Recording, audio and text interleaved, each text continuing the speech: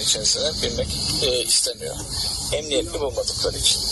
Emniyetli bulanlar varsa, bu uçakları bu kadar çok savunanlar varsa, uçakların durduğu yer belli. Ankara'da Apron'da duruyor. 3 tanesi kal vaziyette, yani çalışmayacak, motorları çalışmıyor. 3 tanesi de motorları simsiyah yağ damlatır vaziyette duruyor. Binmek isteyenler buyursunlar, uçsunlar. Ama ben hayatım boyunca şu prensiple çalışıyorum.